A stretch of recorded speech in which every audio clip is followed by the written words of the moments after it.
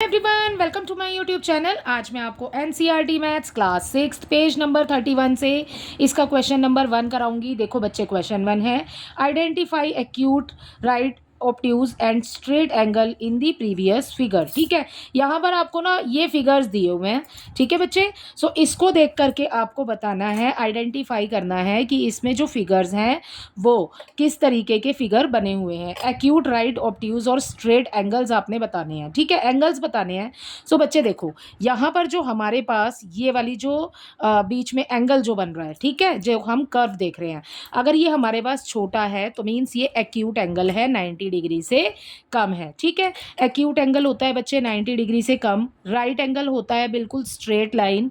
ठीक है, एक ऐसी लाइन के ऊपर बिल्कुल सीधी खड़ी हुई एक रेखा। ठीक है, सो वो जो एंगल बनाएगा वो बिल्कुल होगा 90 डिग्री का। ठीक है, ऑब्ट्यूज एंगल क्या होता है बच्चे? ऑब्ट्यूज एंगल में आप देखोगे कि कर्व ना थोड़ा बड़ा होता है। ठीक है, सो वो होगा आपका ऑब्ट्यूज एंगल, राइट। और स्ट्रेट एंगल इसमें कोई भी नहीं है, क्योंकि स्ट्रेट एंगल होगा एक सीधी लाइन। ठीक है, ये हमने पहले भी किया है, एक स्ट्रेट बिल्कुल सीधी लाइन इस तरीके की, और उसमें आप जब बीच में एक पॉइंट देंगे देन वो आपका पूरा एंगल जो बनेगा वो बनेगा आपका स्ट्रेट एंगल। ठीक है, सो ये बच्चे जैसे हमने इसमें किया था, ये वाला, ये आपका स्ट्रेट एंगल। ठीक है, स्ट्रेट एंगल तो आपको यहाँ पर कोई नहीं दिया है इसके अंदर, तो बट हमें यहाँ पर देखो कर्व हमारा छोटा बन रहा है एंगल में। ठीक है, सो ये है एक्यूट एंगल। यहाँ देखो, ये इसमें ये बिल्कुल सीधी लाइन है, तो ये हमारा 90 डिग्री का एंगल हो जाएगा।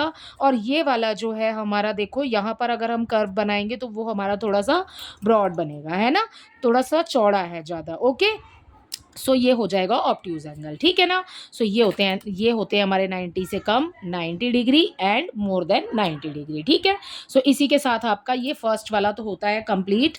तो आपको सिंपली इतना पता होना चाहिए कि 90 डिग्री से कम होते हैं एक्यूट, 90 डिग्री होते हैं राइट एंगल। ठीक है, एंड ऑब्ट्यूज होते हैं 90 डिग्री से ज़्यादा। ठीक है, सो ये हो गए हमारा फर्स्ट वाला, ये हो गया एक्यूट, 90 एंड ऑब्ट्यूज, राइट।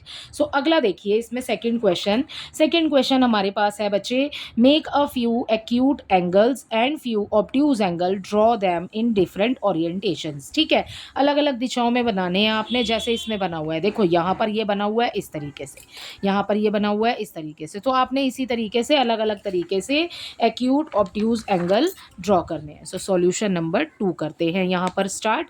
सो हमारा पहला तो अब बच्चे आपको अच्छे से समझ आ गया, एक्यूट एंगल, ठीक है, 90 डिग्री से कम होता है। तो सबसे पहले अपने एक्यूट एंगल्स बना लेते हैं। यहाँ पर कुछ एक्यूट एंगल्स बच्चे हमारे पास हो जाएंगे।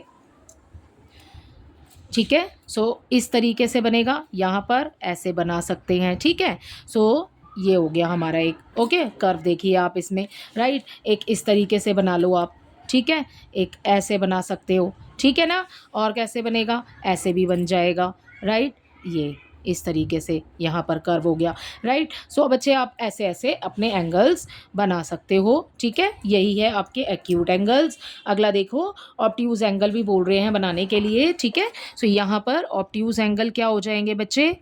ऑब्ट्यूज एंगल्स वो हो जाएंगे बच्चे आपके थोड़े से 90 डिग्री से बड़े। ठीक है, 180 डिग्री से कम और 90 डिग्री से ज़्यादा।